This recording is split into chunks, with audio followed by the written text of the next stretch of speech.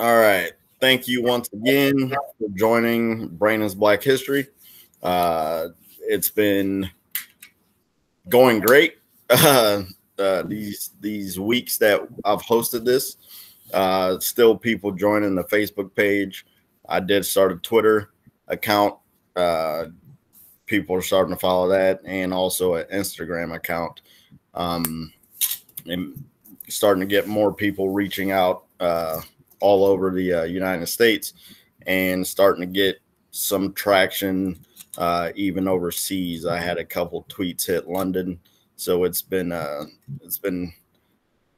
Been fun here, and getting all that stuff out.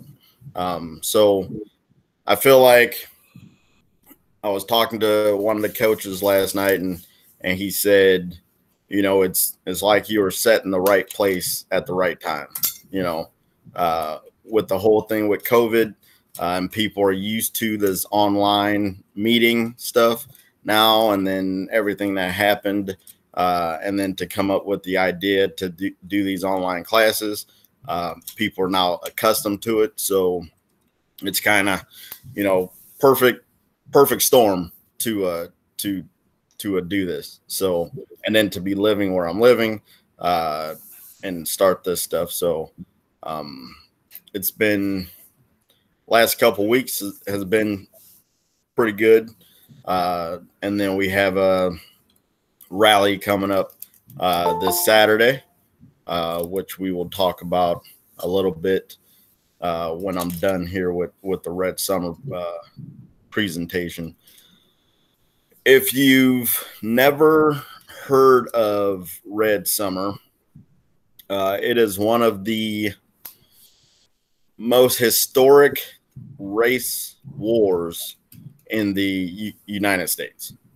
Okay.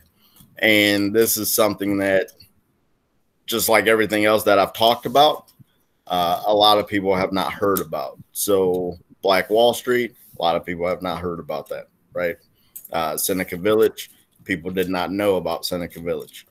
Red Summer, people do not know about Red Summer because what we have in our history books, and what we're able to teach, isn't everything about America, right? Is usually we did this, we helped out this country, we won this war, and everything was great,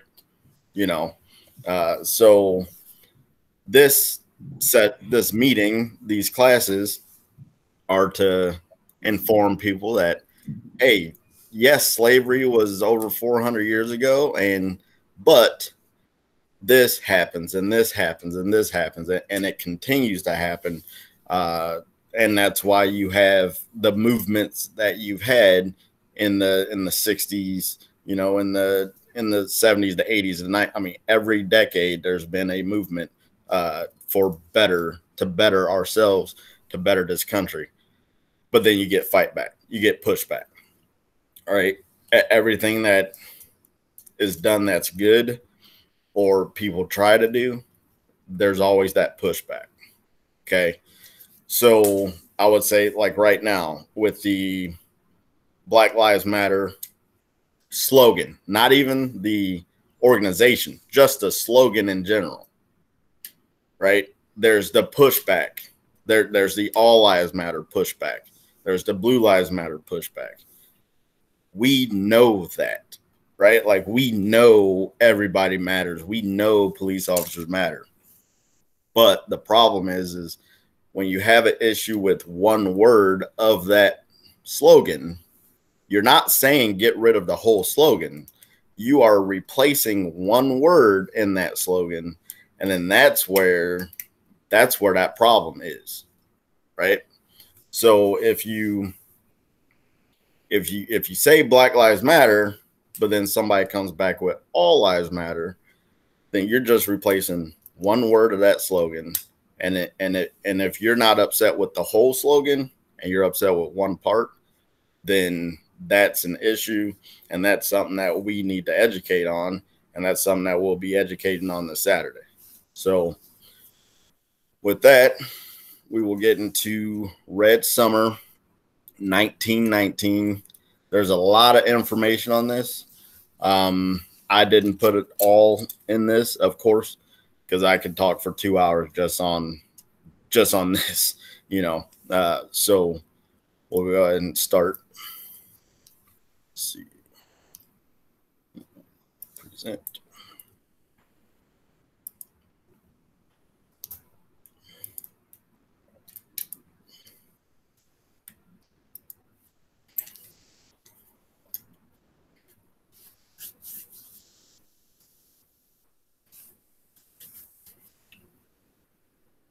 All right. Red Summer 1919.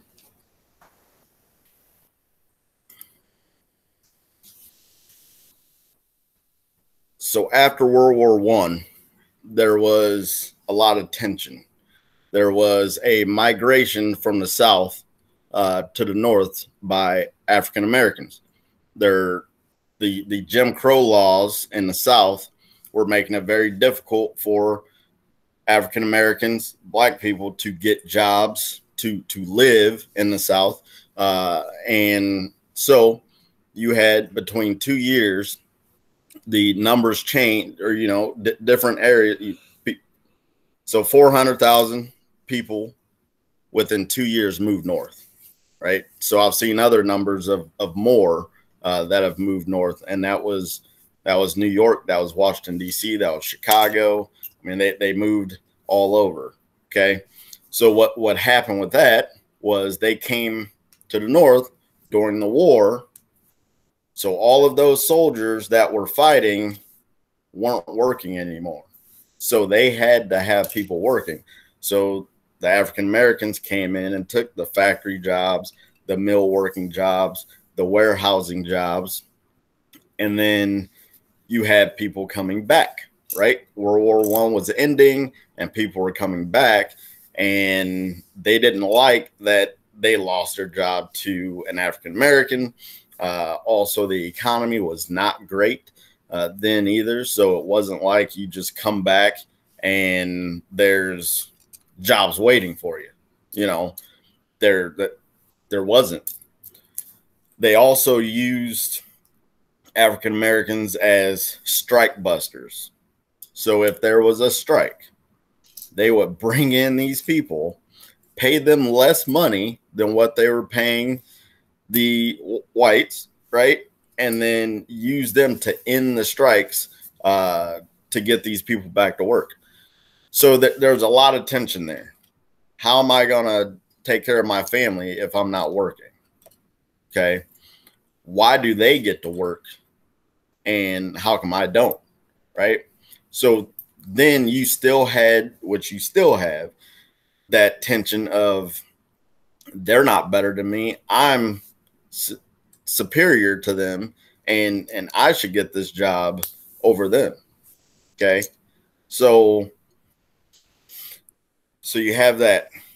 People are upset. They come back from fighting. They want to put food on the table. They want to be able to pay their mortgages. They want to be able to take care of their families. But then you had this great migration to the north, and those jobs were gone.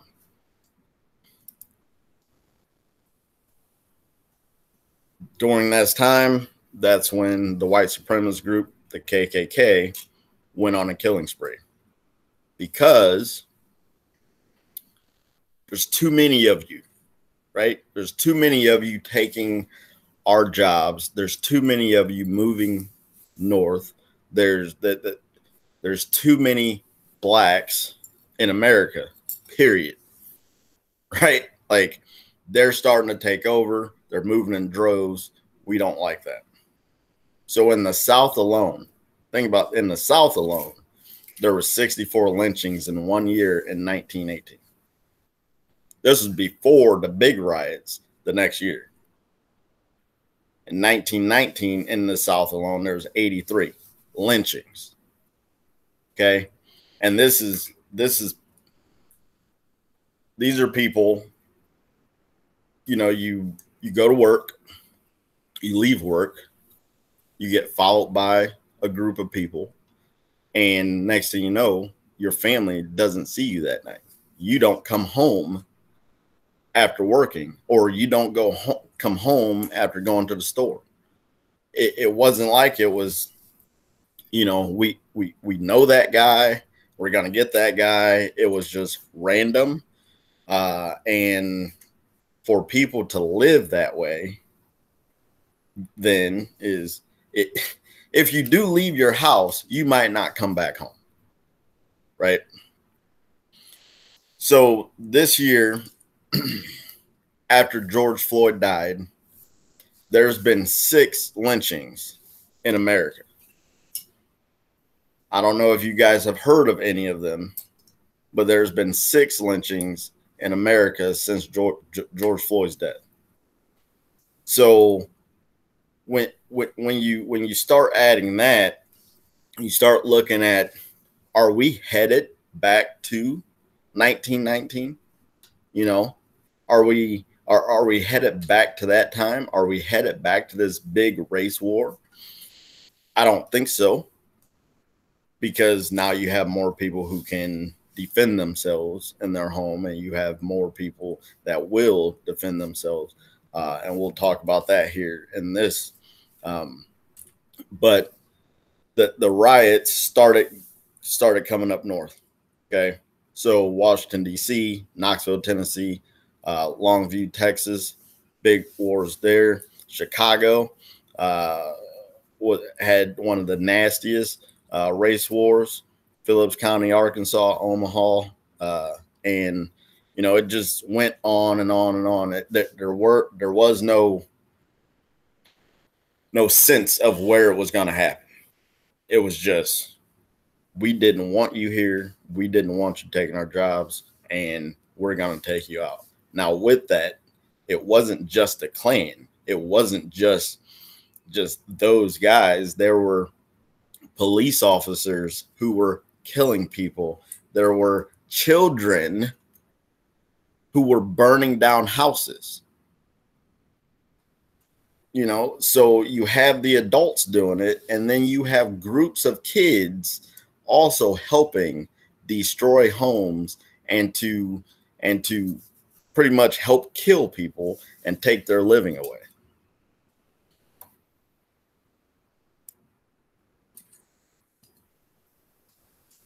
So in Chicago, they had this Lake Michigan drowning, African American Eugene Williams.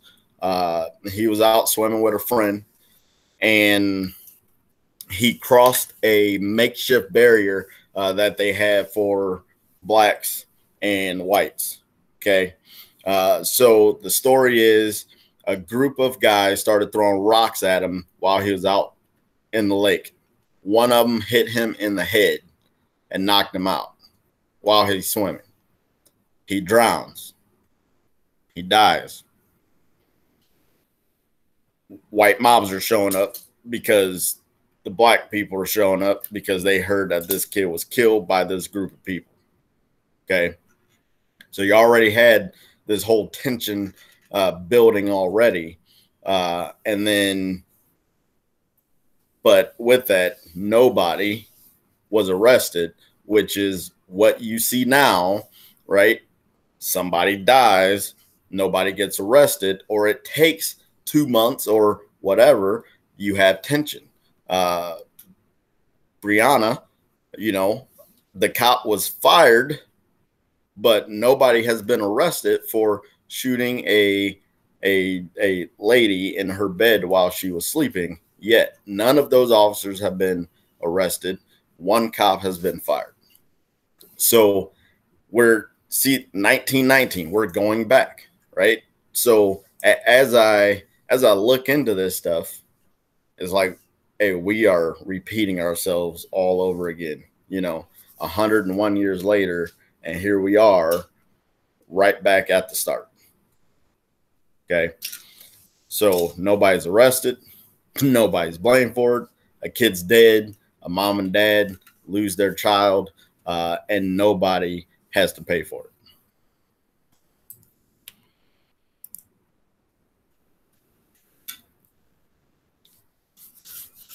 So with all of the riots, it's believed in 10 months, more than 250 African Americans were killed. That is the number that they know of. Again, just like the Tulsa, I told you a certain number, but then they believed it was in the thousands, right? After reading a lot of stuff on this, there were bodies that were thrown in rivers, just like Tulsa. There were bodies that were burned. You know, there were people, you know, they're hanging in trees. Who knows if something went and ate them? You know, these people are just off in the woods somewhere. You know, things happen. If there's any way to get rid of a body, if you're a farmer and you have pigs, there's all these different ways to get rid of people. And the count that in these kind of issues, right, they'll never have the full count of how many people died, right? Because it's so random. It's out in the country. It's over here. Nobody else is there. So you have all these other problems with this riot in 25 different cities. Not one white person was arrested. Not one. Now, when a girl had made a claim that a black man had pointed a gun at her, I believe this was in Washington, D.C., they went and got every black man they could that was around, even ones that weren't even close to the crime scene, and brought them in front of the White House and made a line.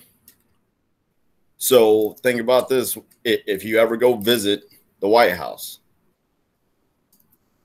right in front, there's a group of guys. There's a white mob. They're beating people. And the police are watching. They are sitting back and watching what happens. So out of all of this stuff that's happened, right? Who is there to protect you? You know, who is there to take care of you, right? Why does this have to happen? You know, there was a girl in, I think it was Chicago, who ended up killing a police officer who came into their second story window because there was a mob down on the streets and they heard somebody coming up into the window. She shot at the officer, didn't know that it was a cop, right? Ended up killing him. The other officers ran in, they shot up the place. They ended up shooting her in the thigh and shooting her dad in the shoulder. They both were taken care of and taken to the hospital. The cop had died at the hospital when he got there, and they tried to press charges on her for killing a police officer, even though he was the one breaking into their second story window. Eventually, as the case went on, she was freed. I was going to say the NCAA, the NAACP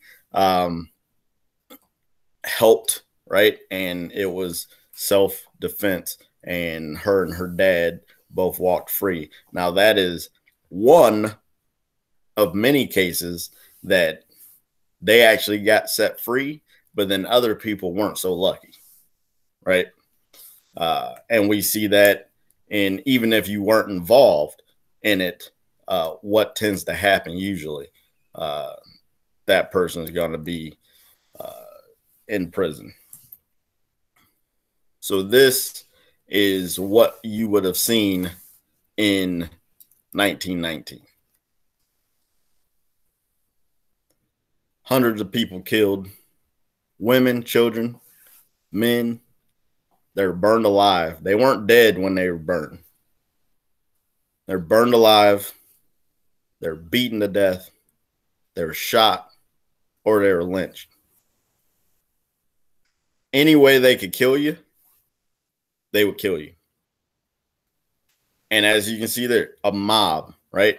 Like, first off, who takes this picture? Right? Like, who takes that picture of a burning? And there are multiple pictures of other things, right? And you're gonna sit here and tell me none of those guys in that picture were arrested for this. Now, today, in today's world, you have Facebook, you see that all those guys are, somebody knows them and they're all arrested. But if this went into the newspaper, it's just another black man, right? Because it's okay. They started it. It's their fault. They're the ones that moved up here and took our jobs. They're the ones that caused this. It seems to me, as I dig into more history, it seems to me that African Americans become the scapegoat for so many things that when things happen, it's okay because now you feel better, right? Like you feel better and it's all right. But that is not okay. There's a story of a man who was running away because he heard he was coming home and all of a sudden he heard, "Get that N-word," right? And they start throwing rocks and everything at him and he takes off running and he gets away. But other people weren't lucky enough to get away.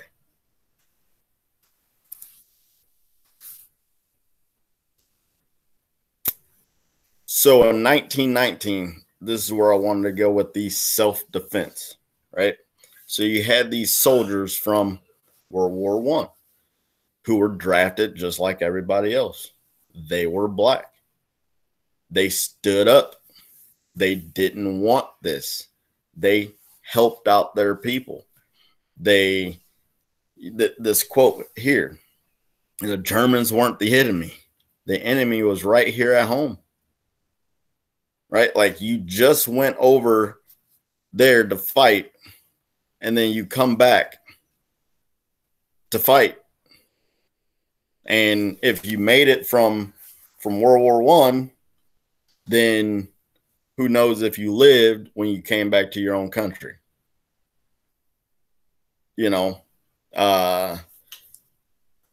gun laws. So like I talked about with the Black Panthers, the gun laws in Washington, D.C. were open carry, just like Texas today. You can open carry, you can have your guns. Well, after the soldiers came back and they were fighting, they made a law saying you cannot carry a gun anymore because there's too many blacks carrying guns and they were policing their own neighborhoods and nobody could get in them.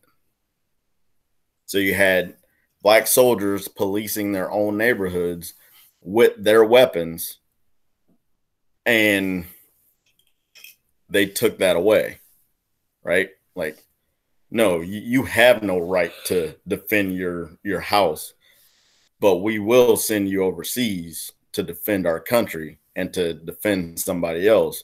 But when you come back here, you need to keep your guns in your house. Because what would that do if they're not carrying guns? It makes it easier for people to fight them. It makes it easier for people to take them on. So the Second Amendment is a good thing if it's for everybody, right? So this is two lessons that we've been over, where the Second Amendment in the 60s and in 1919 wasn't for a certain group of people. So even today, if I go look at a weapon, the looks that I receive when I walk into that store are worse than if I'm walking around another store, grocery shopping, or looking for clothes. Every head turns to you. You know, even though you're legally there to buy something, you have your IDs and all that stuff. But it's like that there's this notion that, well, black guy in here, you know, what's he in here for? You know, so the Second Amendment is a good thing, but if it's not for everybody, then it's not good. You can't be one-sided. If it's good for one, it's got to be good for everybody.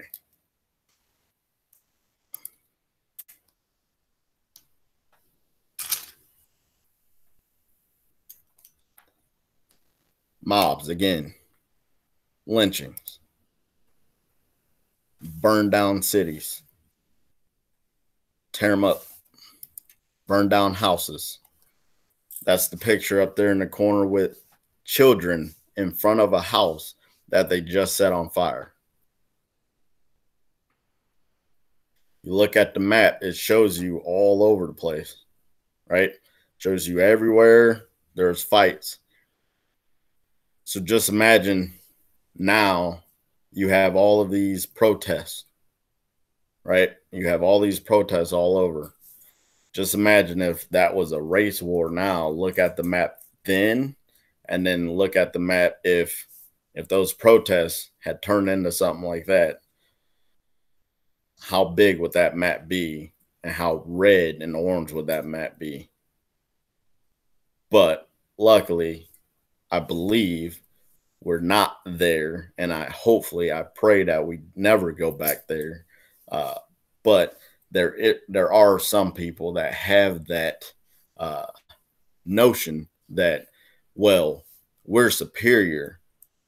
We made this country, and they should have to follow us, right? Like they have been invited into this country, and if anything happens to this country, it's their fault. So we should be able to take care of it. We should be able to do any of this stuff, right? Like they were fighting then in 1919, in 1920, to make lynching a federal crime. I believe they got a bill, I haven't seen it, maybe passed in the Senate this year, making lynchings a federal crime. It didn't pass. It did not pass. Okay. So we are 101 years later, and lynching is still not a federal crime. Right? They have been fighting for that forever. But some people will say, hey, racism's not there. Racism doesn't happen. We just need to stop talking about it. And if we stop talking about it, it'll go away. Well, if lynchings aren't a federal crime, how can you stop talking about what has happened? And how can you stop talking about what is happening? So here goes a little short video. It's about 5 minutes on the race riot and talks about today also.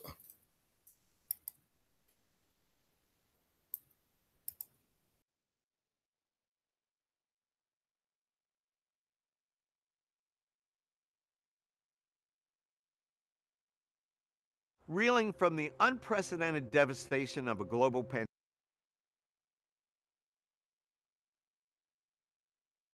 pandemic, nurturing wounds from a brutal military victory abroad, struggling to accommodate demobilized soldiers into a slumping economy fraught with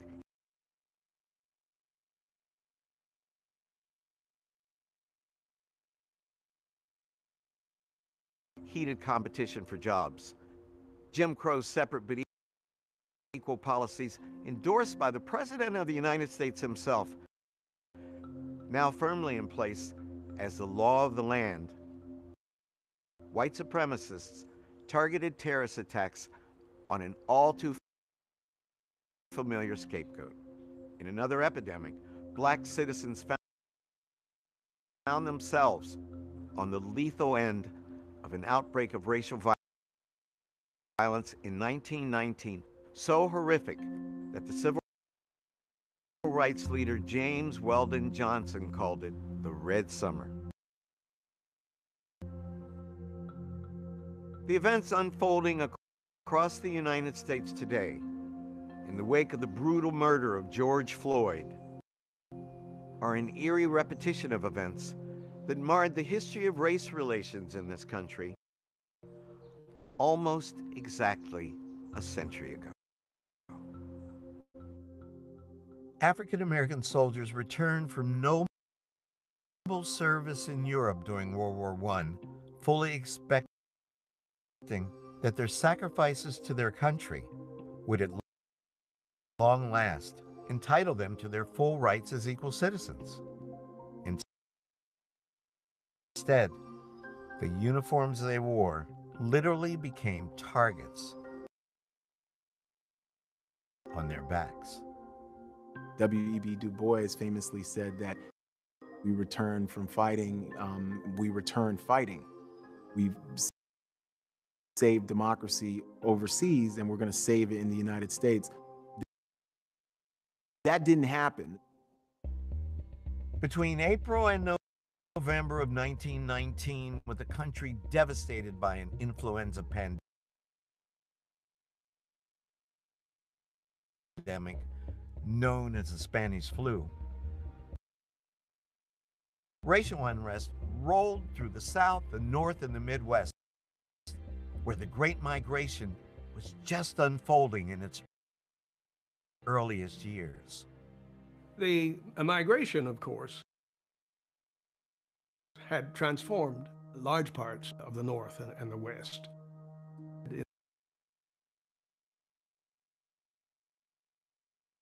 In 1915, there were hardly a few black people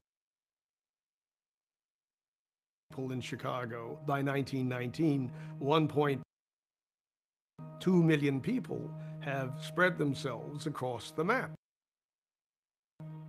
This demographic transformation of the color of the urban North, coupled with the stresses of a post-war economic downturn, combined to create the volatile conditions under which African American workers conveniently became magnets for white resentment and fear. The pushback was fierce. Chicago was racked by fights along a dividing artery between one population and the other. Hundreds of people are dead. Cities are smoldering. It was one of the most vicious, virulent, and violent race riots in our nation's history. Small towns were also shaken by race-fueled violence. In Elaine, Arkansas, for example, white vigilantes joined plantation owners, sheriffs, deputies, and even state officials to battle what they called an uprising.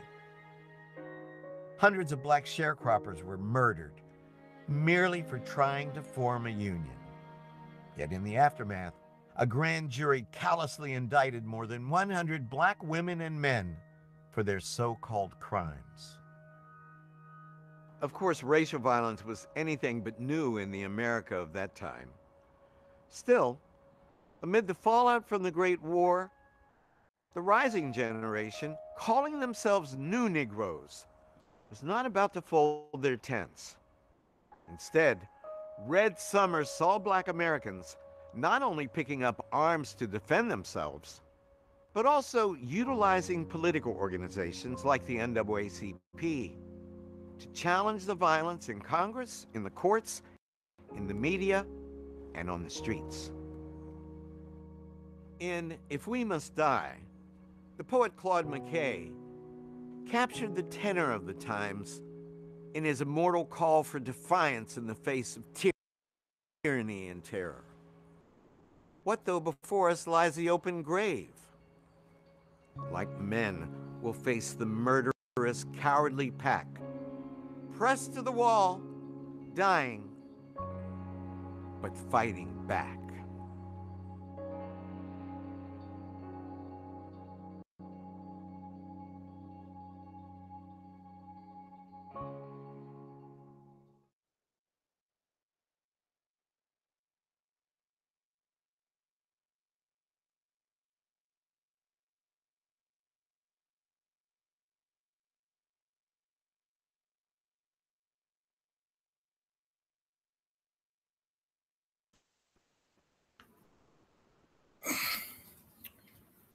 So with that, I mean, you got the Spanish flu going on, right?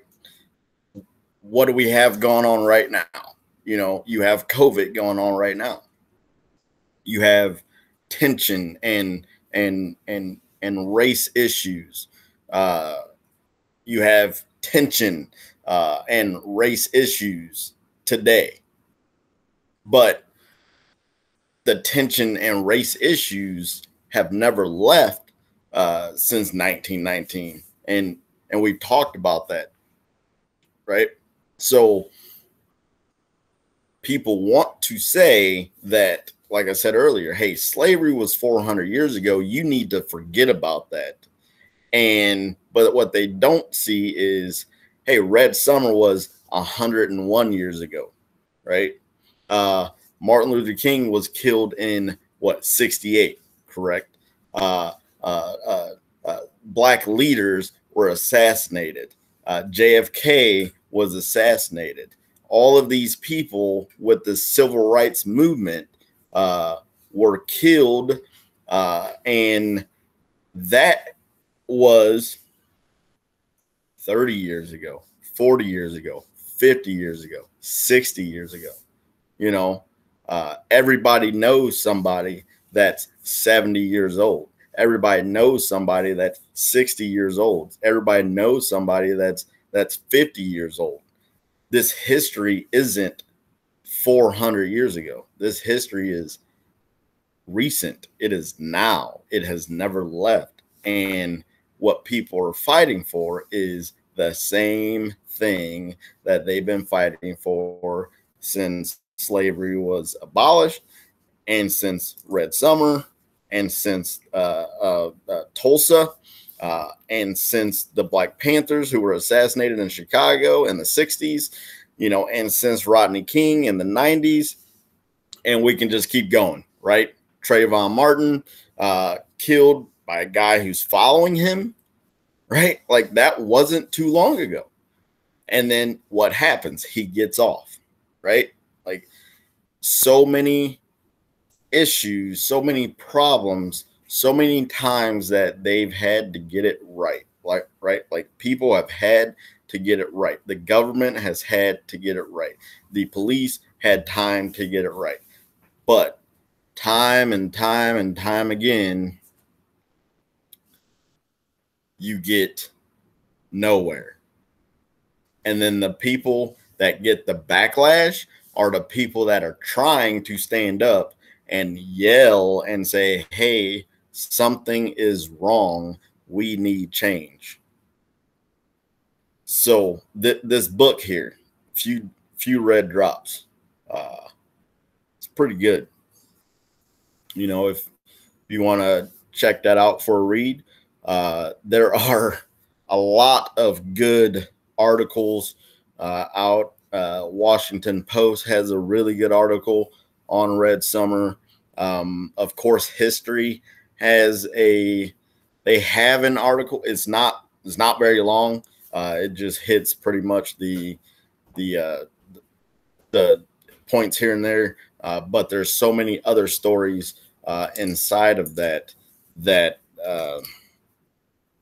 needs to be talked about. and seen.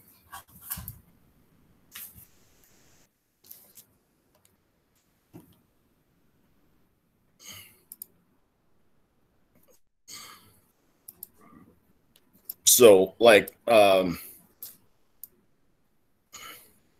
see here.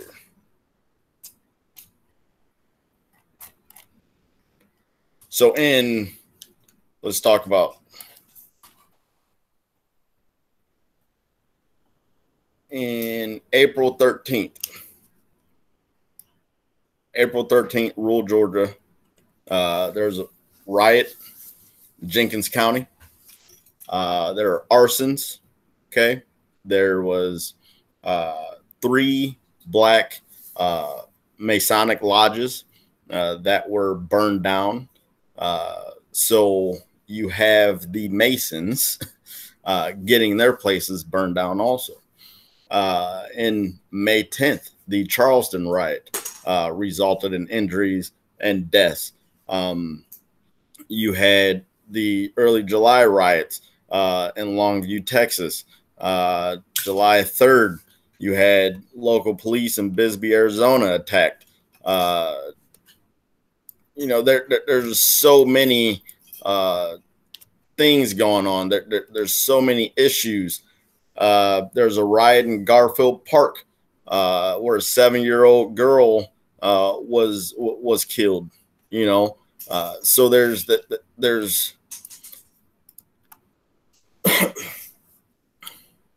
in a year or 2 years, you see all of this death and destruction of your people. And finally, they had people that could come and fight for them, right?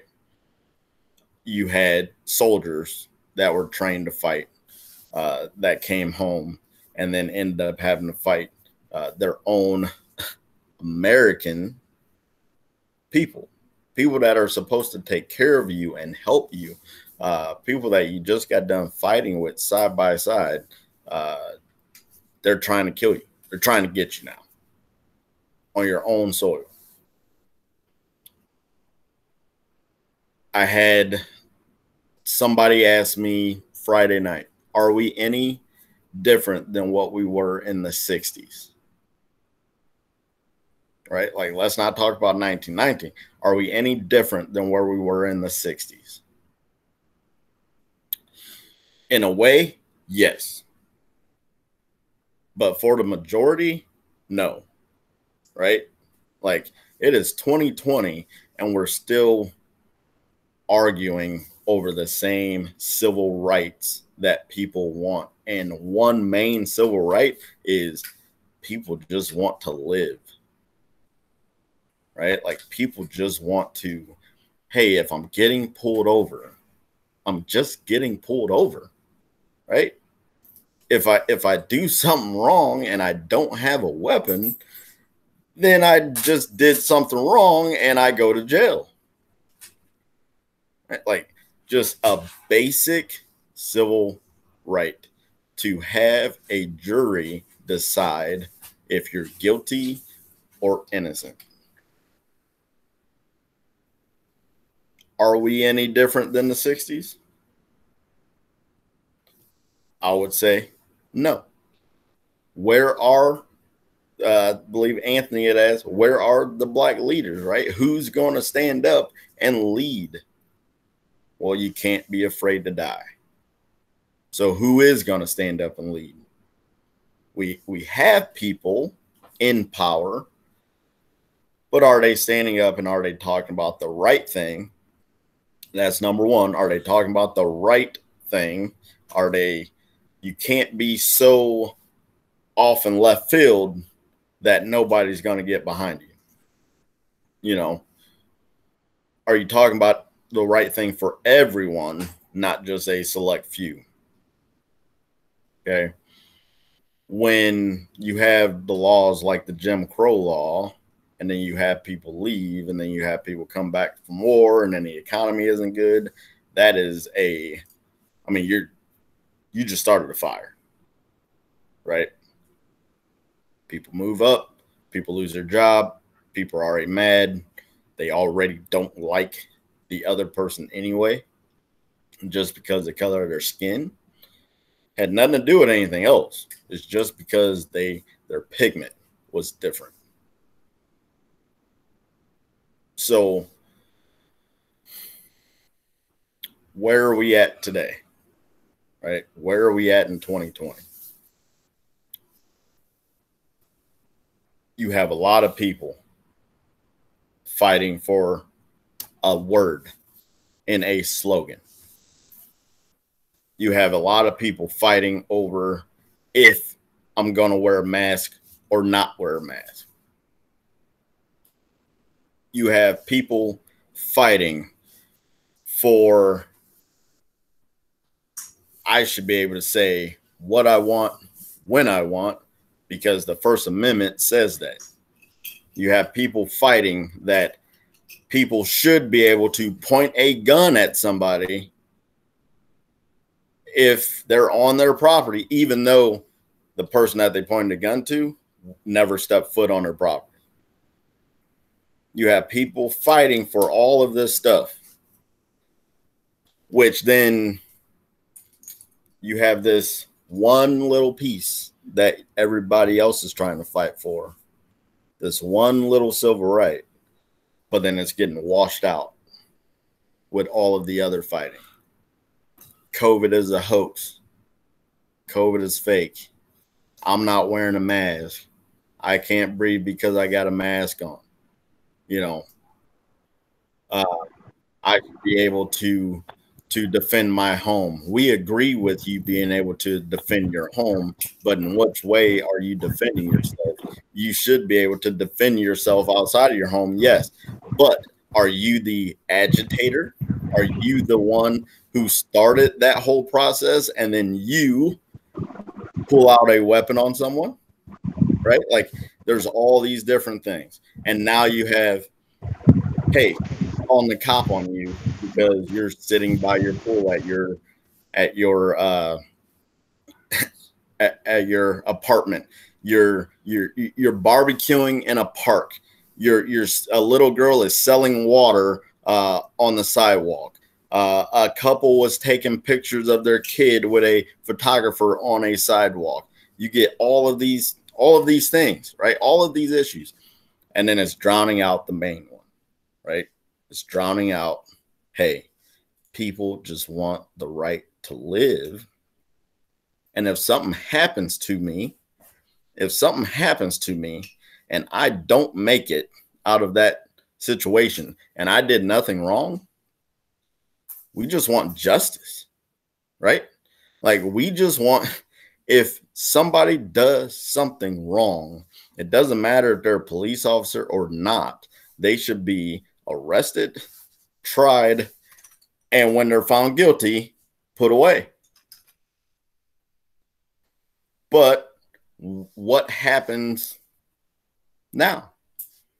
They get arrested, they go to trial, they get off. How many times have we seen that over and over and over, right? The Aubrey guy in Georgia is just running down the street. Yes, he went into the house that was under construction. There's a lot of people that go into houses that are under construction to see what the floor plans are, to see this and see that. There's no fences up. There's nothing saying that you can't go in there. He's running down the street. And then it takes 2 months to arrest the guys that killed him on the road. And then it takes another couple months to arrest the third guy who recorded the whole thing.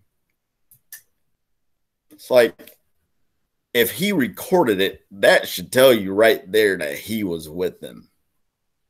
Nobody is just driving around with their cell phone out. Unless you have a dash cam on your car, you're not just recording while you're driving down the road. But then 2 months. Why? Why does it take 2 months? Maybe it was because he was a retired police officer. I don't know. So you have all of this stuff going on. So we look back 101 years ago. are we any different than 101 years ago? You know, is the United States better than 101 years ago? Or is it just more people can defend themselves, that stuff kind of stays in check, right? But then the 6 guys that have been lynched since George Floyd died, those are 6 guys that obviously could not take care of themselves and were obviously alone and not with anyone. But what do we not hear about? We don't hear about that. It's another thing that we push under the rug and we don't talk about it. Because if we don't talk about it, it's not happening. It's not there. Racism isn't there. Lynchings don't happen. There's a video, and it's sad.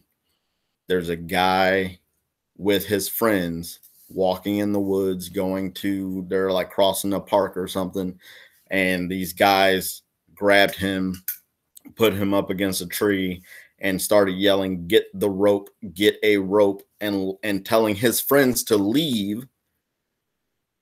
Telling his friends to leave. And if his friends would have left, what would have happened to that man? Luckily, his friends were true friends, and they stayed, and they talked, and they yelled, and they fought with these guys, and they pushed them away, and all of that, to where this guy is still living today. But what if he was out there by himself, walking to go look at the fireworks on the 4th of July, and then you have these guys yelling, "Get the rope"? This is stuff that people don't see, and this is stuff that people don't want to see, right? Like, they don't want to see that. They don't want to hear that. So America has to be great, right? Like, we don't have any of that negative stuff happening. Coach, you had something? Yeah, a couple things. One thing that I think is that the stuff you're talking about right now are issues of, I think there's 2 parts. There's one that got this whole movement started, which was the systemic racism, police, government, all that stuff that the people that we're paying to protect us, the people that are charged with protecting us, are not protecting us, right? And that's, whether it's institutionalized, whether it's how the training happens, whatever, that's an issue. And then there's this other issue of people as a whole. What are their hearts? How are you changing their hearts? And I see that as a totally different thing. I mean, one of it, I see part of it as being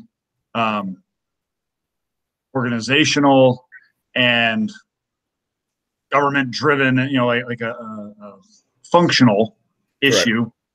And then the other part of it is people's hearts. And that is a whole other, we're having this peaceful deal going on Saturday, and some people are bent out of shape, right? You're like, obviously, right. you're not gonna, we're not gonna get there. So it's kind of difficult. The other thing that hit me as you were going over all these things that have happened in 1919, and then how much they parallel what has happened in our country over the last few months.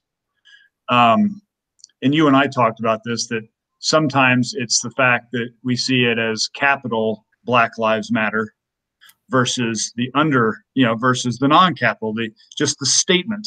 Right.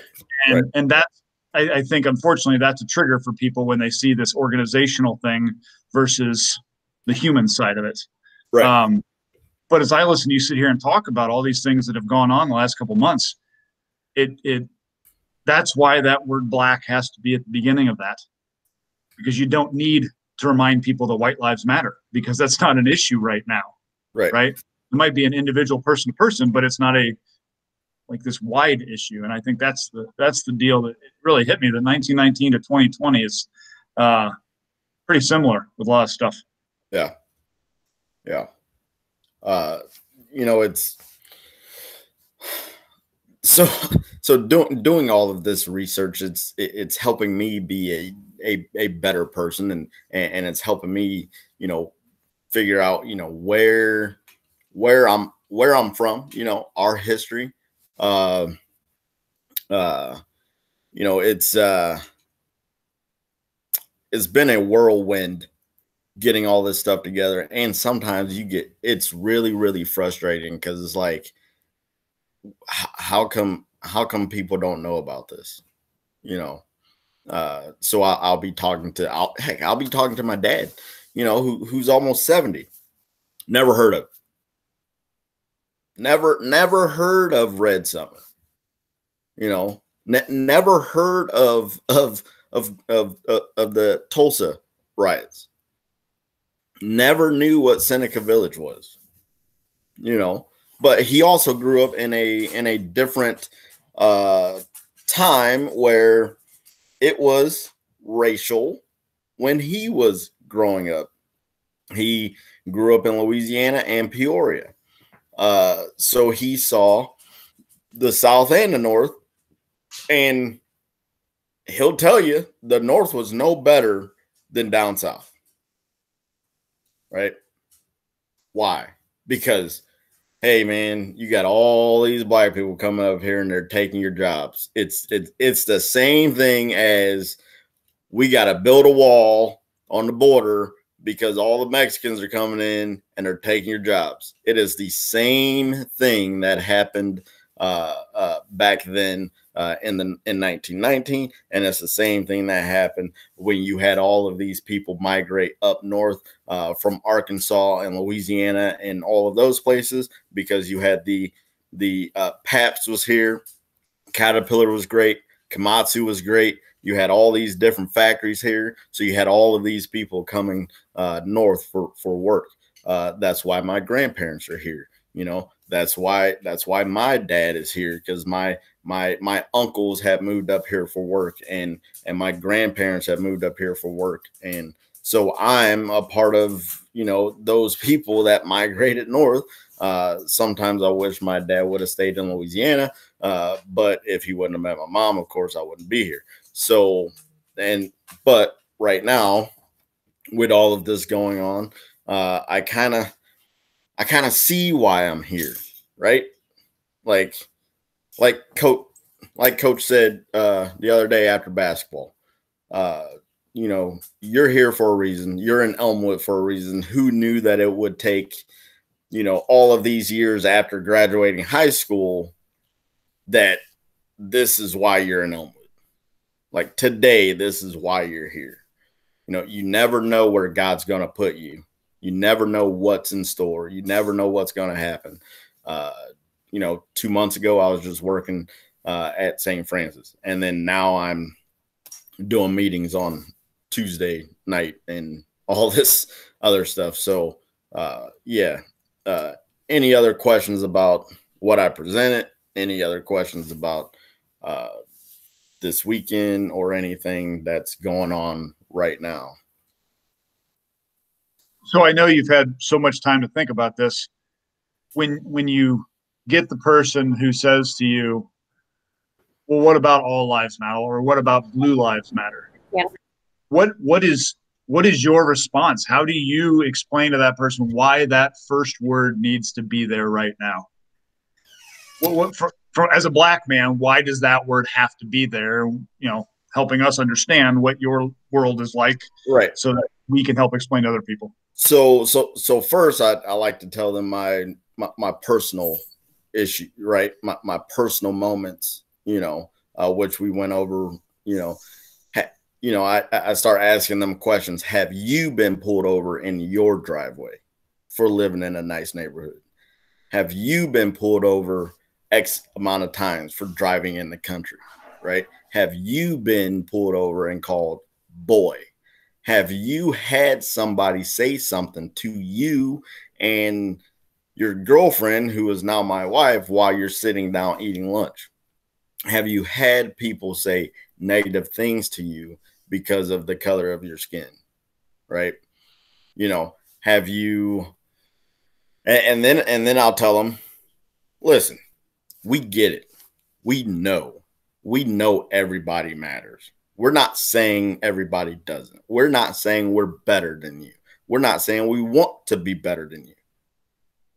We're just saying, can we get treated the same in certain issues?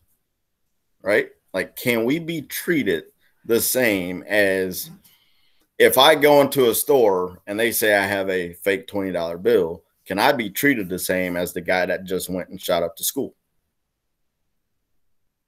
You know, if I get pulled over and say, yes, I have a gun, I have my license for it, can I be treated the same as the other guy that says, yes, I have a gun, I have a license for it? You know, and then sometimes they think, and then other times they just want to fight back, right? With the same words, right? All lives matter. But then I tell them, if your problem is with the one word, you have deeper issues. If you can't just get over one word, then we're going to be so far off that we're not going to be able to agree on anything. Because you're that shallow of a person that one word hurts you that much, right? So after I get done talking to them and they want to fight, I kind of make them feel about that big, right? And then I just walk away. Maybe I planted a seed.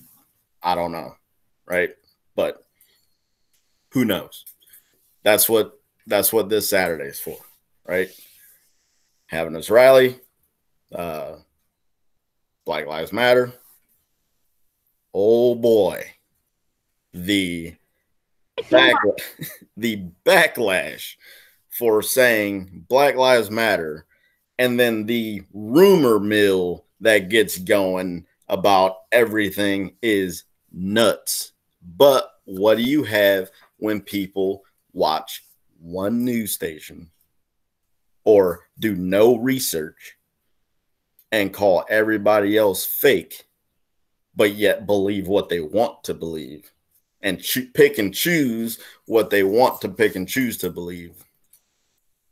You know, there was a gentleman that had posted, he was talking to somebody else, and he said, well, Brandon's okay. He acts white. I'm pretty sure we had this discussion just a couple weeks ago, right? Like, what does acting white mean? I'm not acting white. I'm acting like Brandon. I'm acting how I was raised.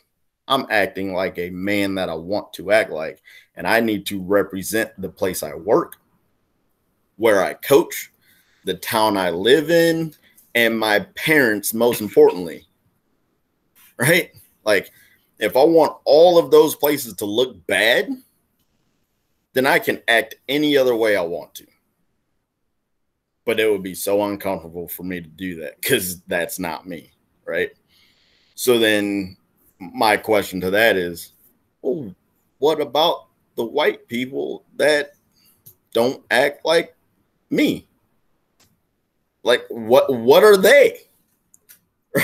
Right? Like, if I act white and then there's white people that don't act like me, then what are they? Tell me what you're calling them. They would normally say, well, they're trash, right? Like, but if it's a black guy, what are they saying? I know exactly the word that person would say. He wouldn't say it to me, but he would probably say it to somebody else. But then if somebody else heard that, hopefully they would be educated enough to know, hey, now is not the time. I need to stand up. I need to say something. Maybe that might change somebody if their friend says it, you know, or heck, you have all these people being fired now, right? From what they post on Facebook and Twitter, they're getting the pink slip because of what that because of their speech and then the videos that they're in, right? So yeah, I try to explain, I try to educate, but sometimes you just got to hit them right where it hurts, and that's the heart sometimes, right? Katie, did you have something? Sorry, I was just going to say, I know that you've talked a lot, like your encounters, especially with the big thing in Elmwood right now is the Black Lives versus all lives. Do Right. you feel like you've been able to change anybody's perspectives? Like, no? I would. So I had this conversation with my wife before we started this, and I said, just remember, it might look like a lot on Facebook, but if you actually look at it, just remember it's about 8 people, 10 people that are posting this garbage, right? So I believe if they show up Saturday, if they actually want to learn, and if they actually have an issue and they want to discuss, because I will invite them to, hey, I will go sit with you at the cafe and we will have lunch one day or dinner and we can have a discussion one-on-one so we can educate you. And maybe you might be able to educate me on your All Lives Matter thing. But no, right now, because Facebook is so hard to change somebody's mind on Facebook, right? Like, you're not going to change their mind. And I have stayed off of it, right? Like, what about in personal interactions? Have you had that opportunity? Like, has no, that happened? As of right now, I've stayed away from everybody. Gotcha. So as of right now, I have put myself in a situation to be safe, to be careful, and very diligent in watching and looking. And we have changed some things in our house. If you thought we were on lockdown from COVID, we are really on lockdown now. So, which is sad because I love my community. I love to live here. I love everything about this place. And because somebody makes a rally that, by the way, I did not put together, I was just invited to speak at, they see Black Lives Matter and they flip a lid, just outright flip a lid. So yeah, I haven't spoke to anybody face to face, and until Saturday's over, I don't think I will talk to anybody face to face, just to make sure that we're safe. This is a time that if the person, you don't know where that person might come from, right? So if they're not from Elmwood, where would that nut job come from? All it takes is one person, one idiot to do something, and who knows what happens, right? So when I leave in the morning, when I drive home, it's a thing now, right? Like, it's something that we are making sure that I'm taken care of, and making sure that my family's taken care of. I'm sorry. I didn't even try to think of it from your perspective, and you putting yourself out there like that, and how that could potentially bring more concerns or danger to your family, your wife, and your child. And I just think that is hugely commendable. And I mean, I guess I was just naive to the fact, because I'm white, that me going and me posting about it on Facebook and saying I support you, I've never once thought about what somebody might do because of that. And that's obviously just like another sign of me not having to worry about those things that you do. Yeah, so I turned it down at first, right? Jayshree? Yes, you did. Yes, you did. I turned it down, and I said, let me think about it. And when I sent the let me think about it, that was pretty much I'm not doing this. Right? Like there's no way I'm getting up there and I'm speaking in front of anybody. Why? Because I didn't want the backlash and I didn't want to deal with it. But I told them, when you post this and when you do this, you better be ready for somebody to attack you and be ready for that backlash. And then finally I said, you know what? Who's better to speak in Elmwood who's Black? Right? Like there's nobody else that's going to go up there and talk. So why would I want somebody else up there talking for Black people? And then if somebody else did come out here, why would I want that person who doesn't even know the town to talk when I have this great opportunity and I'm already doing these classes? Why not? Right? Like, hey, you know what? Hey, just to let you know, I'm going to do this speech and this is what we need to do at our house because XYZ is going to happen and we need to make sure that something else doesn't happen. So prayed about it, thought about it, and then now here we are. So, yeah. I just want to let all of you know that Brooke and I are actually going to meet with Chief Bean tomorrow to actually kind of go over what that's going to look like. Obviously, as a counselor, I know this too. I cannot control other people's actions. I can only control mine. And my goal here is to make sure that everyone is safe because obviously we don't know, like Brandon said, who knows, maybe somebody from outside is going to come and what is that going to look like? I don't know, but I'm going to do my best to make sure that it's a peaceful rally because that was my intention. But I think that it's a conversation that is clearly much needed. And I'm really appreciative that Brandon agreed after thinking about it to speak on Saturday. And I 100% appreciate it. And there's been a lot of people that have been very supportive online. I was actually very surprised. I was happy to see all the support, but I was very surprised by some of the comments.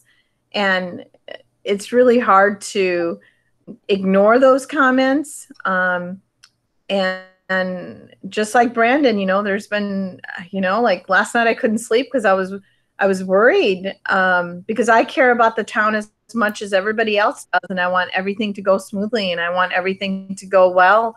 And I want this to be an empowering and educational experience, but it does make me worry, and like I said, I think it's much needed. And I'm really thankful that Brandon is putting himself out there like this. But I'll be there. I'll be right there with you, Brandon, on Saturday. Thank you. Thank you. I was going to say the same. Obviously, I didn't organize this, but Brielle and I will be there in support of you and your family. And if there's anything extra that you need, just let us know. Yeah, like, I'm not doing anything. I'm just talking. like this is the one time that I just get to show up, right? Right. Yeah. And you get the easy part. Yeah. So, but yeah, it's been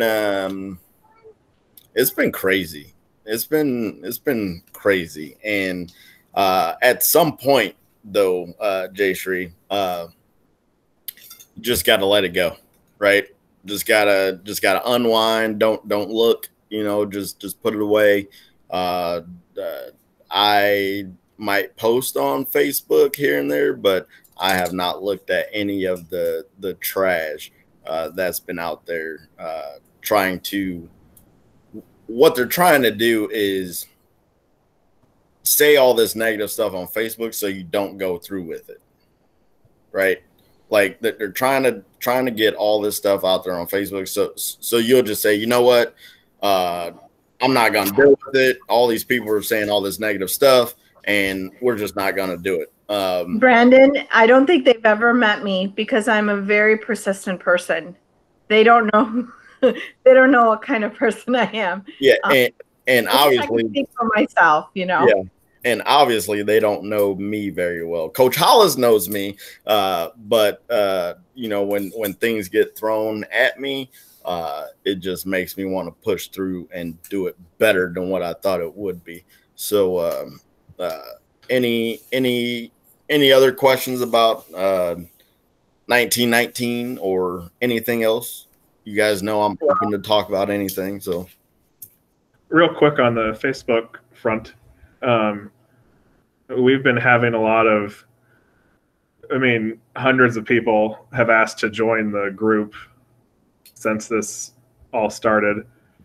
And I think the group meaning a Better Elmwood. And, we've been getting a lot of spam attacks and a lot of fake accounts. And, it's just very disheartening to watch that all happen. And, since I've been doing some online professional development during the day, and my dad's taking a vacation right now, I've just been on top of that Facebook stuff. So, I don't know how many comments I have deleted, but a lot of them, if they're explicitly racist, I delete them. Right. But a lot of it's pretty ignorant, but I don't know. It's been interesting end of the week. Yeah. All that. But I guess my point is a lot of the people that joined are either fake accounts or not actually from Elmwood. And so that's kind of the one silver lining I was trying to pull out of this is I think a lot of the most vocal people are not even from this area. Right. Yeah, that's what I was gonna say too. And I've had multiple people request me as friends, and I'm sorry, but nobody's getting accepted right now. I don't care if I know you, you're not being accepted because I don't know if that account is fake, and then somebody trying to make it seem like somebody that is trying to tear you down. So, or just people trying to get on your page to see what you're talking about. I will share this. I got a message from a guy. I think Brooke got a message from the same guy from Farmington. This guy sent me a message and talked about my profile picture with my cousin and his rifle and me standing in front of the statue, and pretty much said, so I'm assuming that you're planning on taking that statue down with force, right? I'm assuming because of your profile picture, you're taking that down by force. No, number one. Number two, the picture that I got in front of that statue was pretty sweet. So why would I want that statue taken down? Number three, let me give you an education on the guy on the left. Cousin, first African-American to register to vote, all this stuff. Boom, boom, boom. Here, let me show you the write-up in the Journal Star about what's going on and give you an education on that. And if you still feel that way, like I said, you have bigger issues if you still feel like I'm taking it down. So then he comes back with, well, all your stuff on your page is black this, and you're playing the race card and all this stuff. I'm like, no, actually, if you look at it, he hasn't joined my actual class page. He was just looking at what he could see on my regular page. And I'm like, okay, because I posted a tweet or I posted a meme or I shared this. I'm like, I am black, so it might be pro-black. I'm sorry, but if that makes you feel uncomfortable, then so I invited him Saturday. If you want to come and stand with us and be a part of this, and you call yourself a Christian, come stand with us and get an education. But if you think it's about violence and tearing down a freaking statue that was made by artists, that has nothing to do with racism, you are a part of the problem. And those are the people that we want to show up, and those are the people that we want to educate.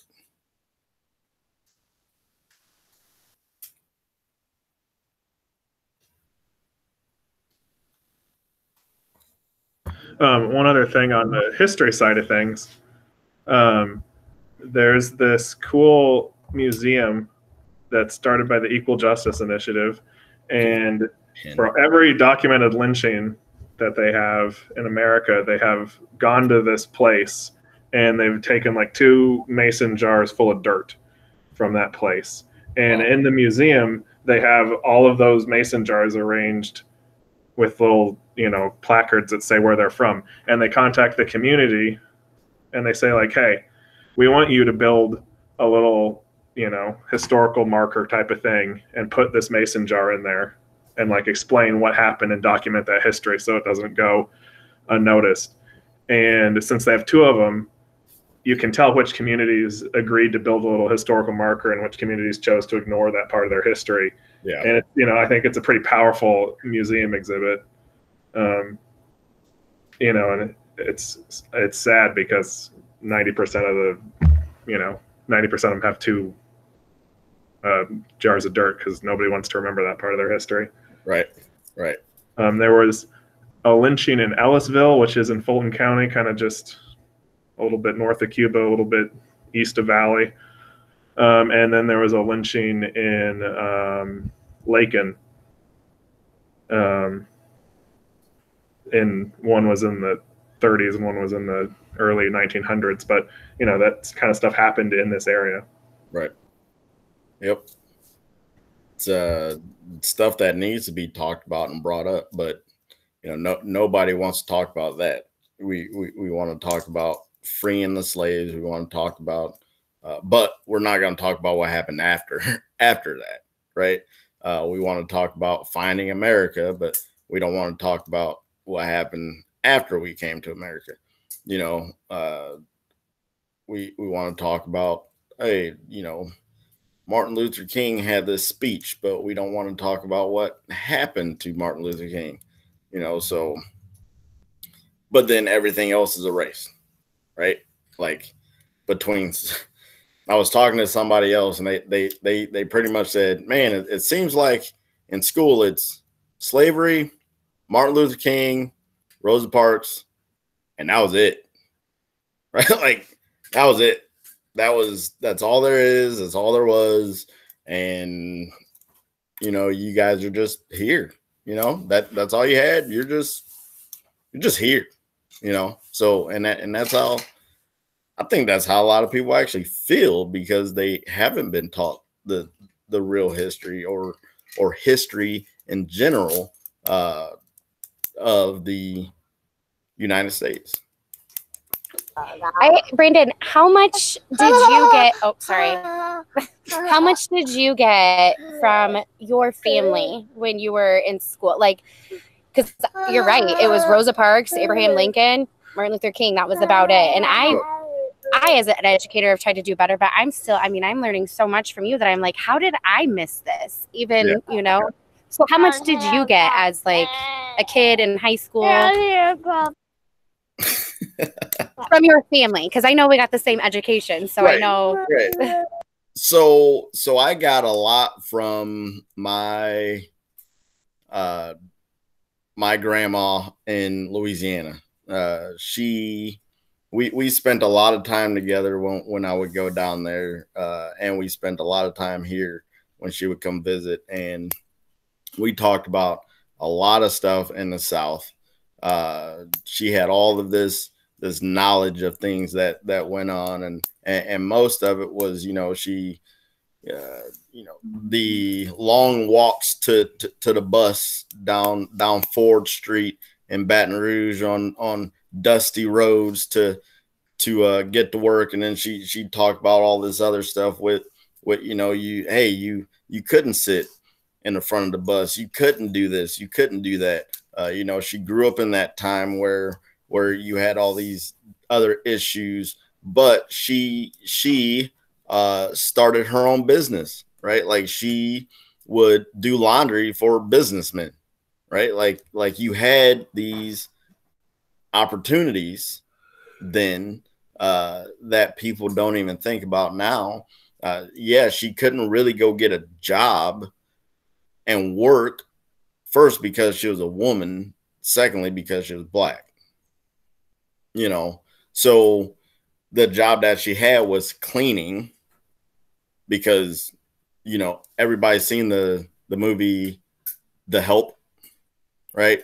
Like that was, you know, you go clean. And then she started, you know, hey, these businessmen, she would pick up their laundry, and then she you know, do their shirts and their suits and all that stuff, and make money that way also, to take care of two boys on her own. It would be my dad's grandma, my great grandma, helped raise my dad and my uncle.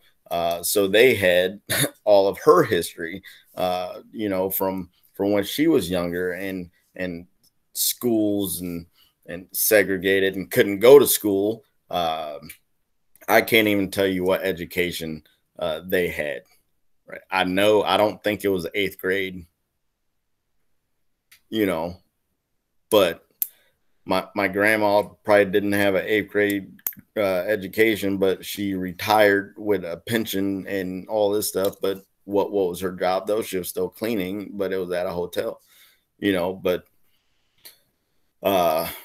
my grandparents up here, you know, I was really young when they talked about a lot of stuff, but it was pretty much the same stuff that we got in school, but more in depth, right? Like they were alive when Martin Luther King was alive. They were alive when all of these protests were going on. They were alive during all these different things. So they actually got to witness it, and it's kind of cool to sit and talk. And my grandpa and grandma in Peoria are still here. So I like to sit down and pick their brain a little bit on stuff that they still remember and everything. So it is for let's invite them. Huh? I said, let's invite them. Invite them to this? Yeah, I would like to hear you pick their brains. They're probably asleep right now. Okay. They are 30. They are in their 80s. Goodness. You know, they just had their like 60 something year anniversary. You know, they're relaxing. So I will try to get my dad one night. Okay. So yeah.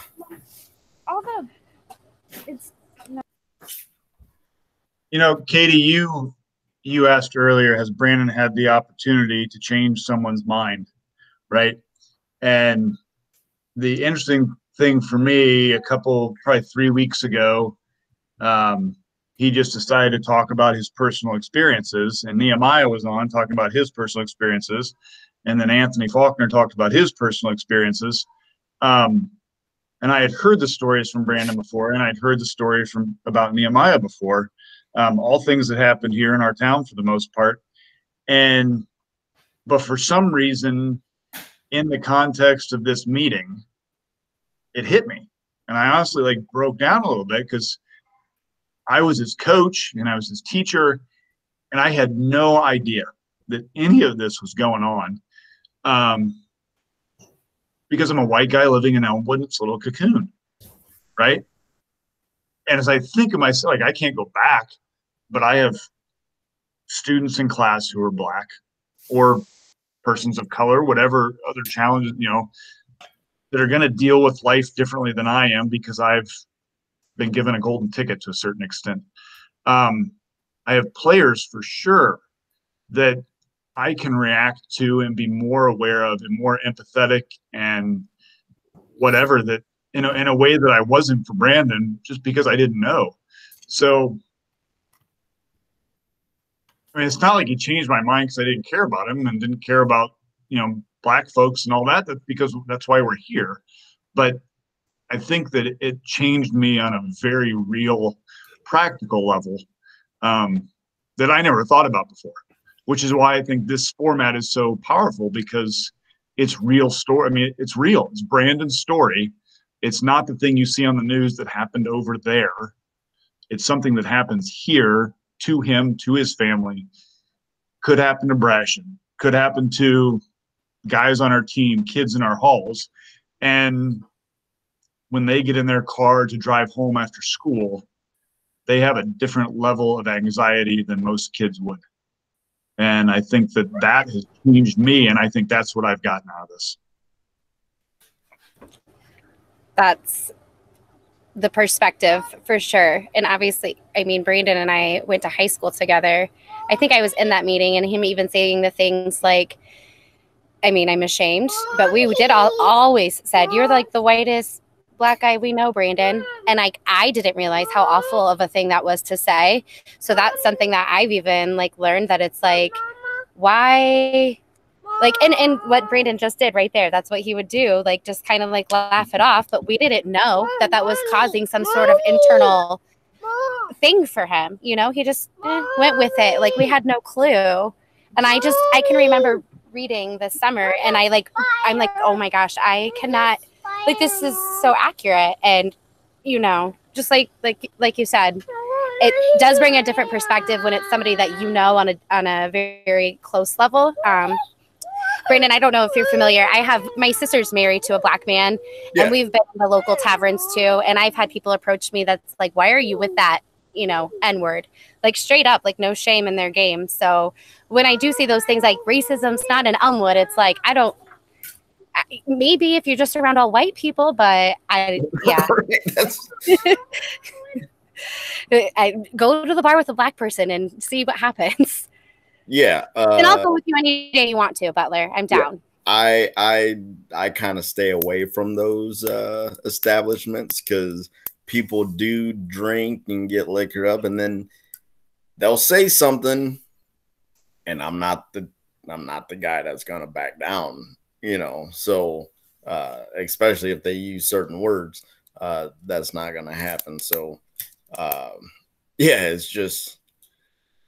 it is amazing how many people say that racism isn't a thing, right? Like, oh, that racism isn't a thing. It doesn't happen here. Or is there an issue in Elmwood? I haven't heard anything. Or the one comment that I didn't see myself, but I was read it. And I could take this any way I want, right? Because I can take it out of context, or I can really believe what it means. The question was, when was the last time there was a hanging in Elmwood? Oh my God! Somebody now was that because we're having a Black Lives Matter rally that they asked that and said, well, why do we even need this rally, right? Like, it's not happening in Elmwood. We didn't say it was, right? We didn't say it was, but obviously with all the posts on Facebook, there's people that need some education. But to make that comment is anyone can take that out of context, and that's not good, right? Like, that is, they say there's no dumb questions. That was a dumb question. That was a dumb one to put out there, right? So when was the last time there was a hanging in Elmwood? I don't know, bro, and I'm not trying to be the first. I think a lot of some of that also is like, what do people think racism is, and what is racism actually? I think people think to be racist, you have to be like an active member of the Ku Klux Klan, and that's not, you know, like, yes, that's racist, but that's not really what the whole thing is about, right? That's like extreme racism. Right. And a lot of the conversations that I've had with students is just getting them to see things that happen in that context. Like that thing that just happened, that's racist, you know, and like it's hard for people to wrap their brains around that sometimes. Right. And then the hey, I'm not trying to be racist. If you ever start a sentence like that, the next thing out of your mouth is going to be the most racist thing I've heard. Right. Or probably close to it. Hey, I'm not trying to be racist, or I'm not racist. And then they spit out something, and you're like, all right, well, I thought you weren't racist, but what you just said was really hurtful, you know, but let me make you feel comfortable. Because like Anthony said, that's what we do. Let me make you feel comfortable, and let me then answer your question. And then you walk away not even thinking anything about it. And then I'm walking away like, man, I can't believe that guy just said that. You know, I think I had a friend who, I'm sorry. Sorry. I had a friend come watch Hamilton with me. Okay. And her husband mentioned that he didn't believe that I suppose there's some kind of point being made because the actor playing Lafayette was black. Right. To which I said, yes, he's an actor. The real Lafayette was unavailable. I mean, it was like, like you said, it's sort of the, if you ask that person, I think he would say, I don't see race. I'm not racist. And yet you know, right. It was just an odd, I thought it was an odd reaction. Yeah. But I think when people say that I don't see color, I think that's, it's not, because I think that it's really important to recognize someone's culture. That makes them who they are.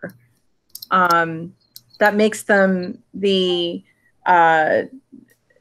like me being Indian is a part of who I am. It's a part of my identity. So if you say that you're colorblind, then you're not recognizing any part of that, which is very important to me because that's part of who I am. You know, I think a lot of times I get, wow, you don't sound Indian at all. Or I get the, you know, I think my very first experience in Elmwood, this was like a million years ago, was I went somewhere and they asked my ex-husband if he would translate for me. And I said, and then later on they asked me what I was going to school for. And I said, well, I'm going to school to become an English teacher. I'm an English education major. And that person, you know, like was like, oh, you know, because I think that they recognized that they had asked me if I could speak English, you know, basically. And so I think that obviously they didn't mean those things. And I know that their heart was not in trying to be hurtful. Those kinds of questions are hurtful, and it's not overt. They're not telling me I can't come into the restaurant and get food, you know. They just don't know. They've not had an interaction with someone who's Indian, you know.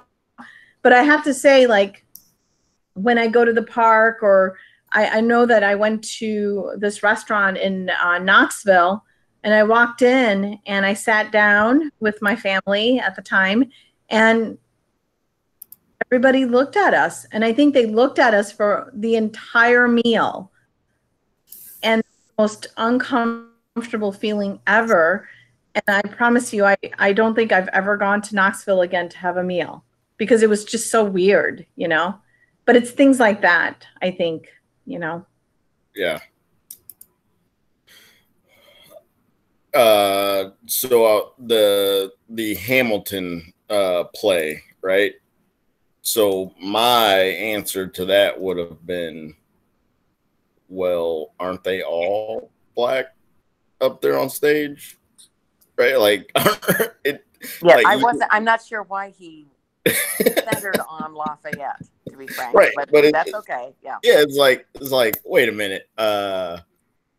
Did you watch the whole play? Like, did you see everybody up there? I'm pretty. So we've now on Disney Plus. We've watched it twice. Yeah. You know, and we watched it last week, and then we just finished watching it yesterday. I come home and they got it playing in the living room, so we sat down and watched it again. Great play, by the way. Yes. I wish we would have went and saw it, and I'm not really a musical guy, but man, I got into that one.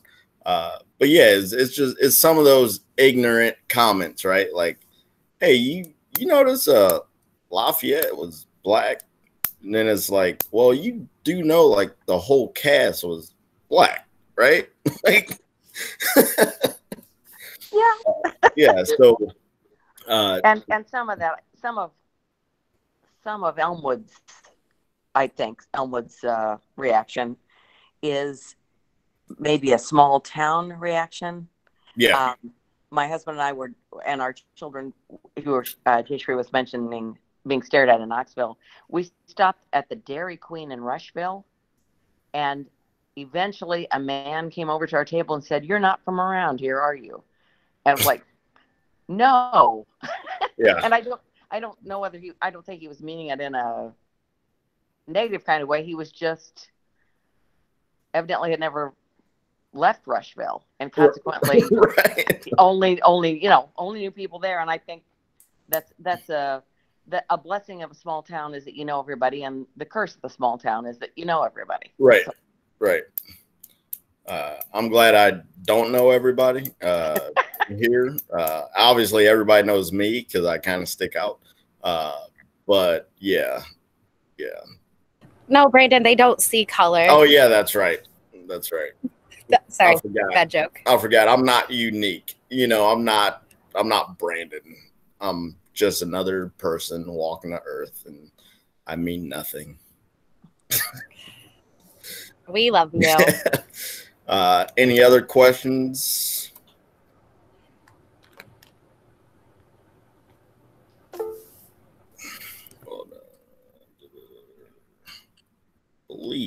Did Cody leave? I am going to. All right. Let's see, Mr. Marcus. Thank you.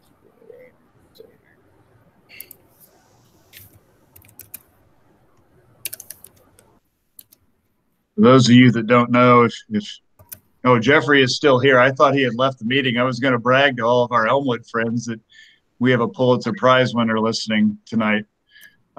Jeffrey Marks wrote an incredible book that all of my coaches and a lot of my players have read, and he spoke to our team not too long ago. And he happens to be down there in the great state of Louisiana, and the connection with Brandon's cousin, I thought it'd be interesting a pretty neat tie-in there. So we invited him to come in tonight. And, unfortunately, there's some mic issues because we sure would love to hear his perspective. But so yeah, we have a published author with us tonight, which is pretty cool. Yeah, that's talk about a little nervous. Did you proofread those slides? Oh, yes, I did over and over. I actually did not. Hey, I didn't go to practice today just so I could make sure everything was right. So yeah, it's but these are the kind of things that I'm hoping continues to happen, right? Like I'm hoping to get more people in this setting, and hopefully to be able to get other people to speak. We'll see what happens. I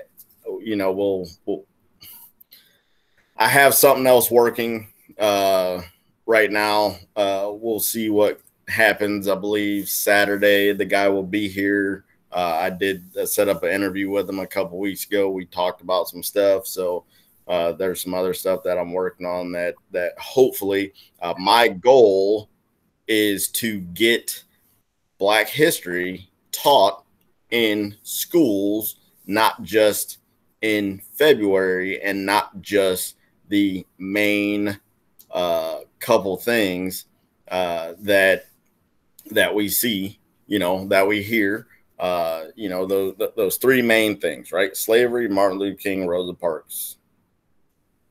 Can we get Black history taught from August till May, right? And can we incorporate it in history of America? You know, it doesn't, I'm not saying I just want all Black history.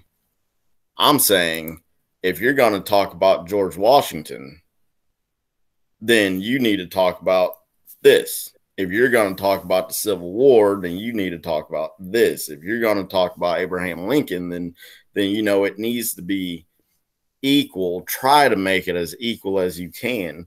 And you know, it's something that we got working in progress.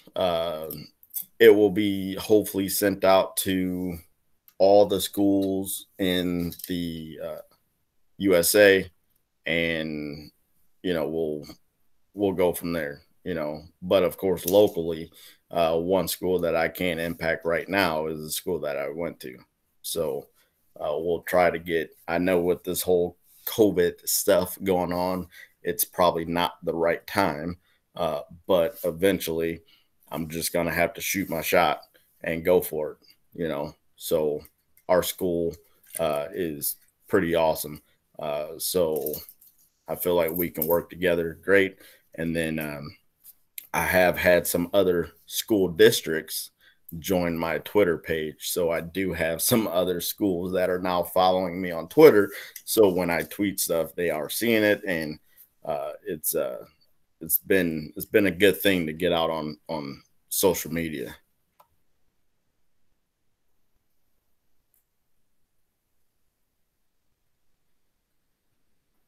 And yes, Katie, I will.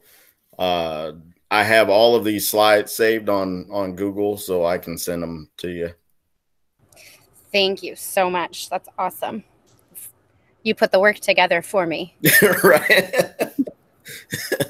and then of course, like I said, if you're in school, you know, and you guys can have a speaker or whatever, I'm more than willing to come speak. So yeah, that will be awesome. And even this way too, we'll probably be half and half. Yeah, this is great. I'm really comfortable, you know, with this, and we'll see how it goes Saturday. Can we just you know, can we just put everybody on a computer screen and we'll and I'll do my speech that way. Any other questions tonight? Comments?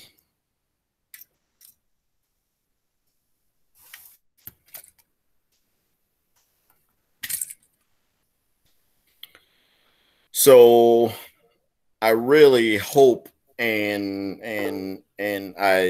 I think that a lot of people are getting a lot out of this, right? The videos go up on Wednesday, so a lot of people are watching them. I do get feedback from it. I can't see how many are watching it, but when it goes cold, you know, for 2 days and nobody's adding, you know, liking your page, but then the next day you get like 10 to 15 new people on it, you know, it's like, okay, there it is. You know, I just keep telling her, keep sharing the page, keep sharing. I put the Twitter out on the page. I put the Instagram account out there. I'll do that again. Put that stuff out there so people can share that and follow me. Mr. Marks, if I can get a follow back on Brandon's Black History on Twitter, that'd be awesome. And then yeah, so all of this has been a wonderful experience here. And I was saying earlier, next week I will take a break.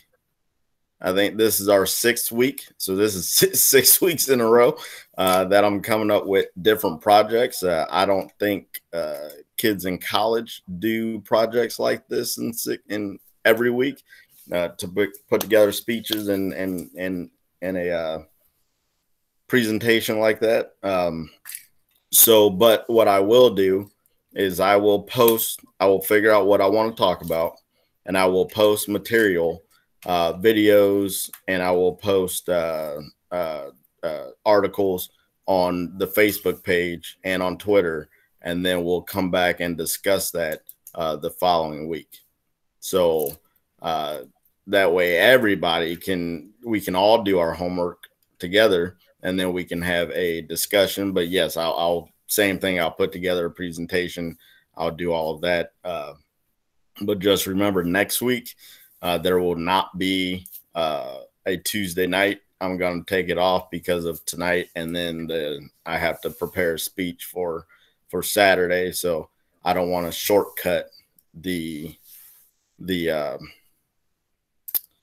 looking up information, right? And then just doing some kind of cookie cutter presentation. Because when I do this, I want to do it right, and I don't want to shorten anybody out of a education. So thank you for joining again.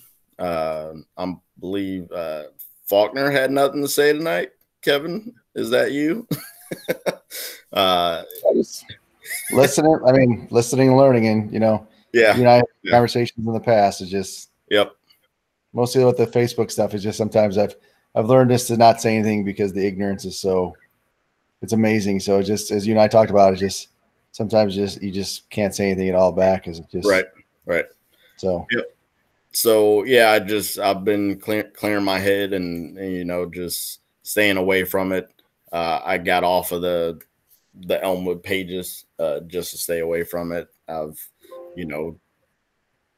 took my screen time down a lot, and that way I can sleep at night and not be too worried. So anxiety gets high, and then you're awake all night. But other than that, though, if you can make it Saturday, 10 o'clock, I have family coming in, so it should be good. Like she said, she's going to talk to Officer Bean, make sure everything is good to go there. I know they're contacting others, and then from what I understand, I will have people with me also on Saturday. So it will be a good turnout, and I believe this will be a good thing. If you want to look up, he's a Bradley student. If you want to look up Pierre Paul from Bradley University, he's going to come and speak also Saturday before me. And he's going to go, he has some great videos to watch. TikTok, he uses TikTok, very short 1 minute videos that are really good. A lot of education in just that 1 minute. And then we possibly, we might do a Q&A also on Saturday. So if you can make it, great. If you can't make it, we know that you're there with us in spirit, and we appreciate all of the support that we have gotten, and thank you for joining again tonight. And we really, really, really appreciate this. So thank you, and have a great night.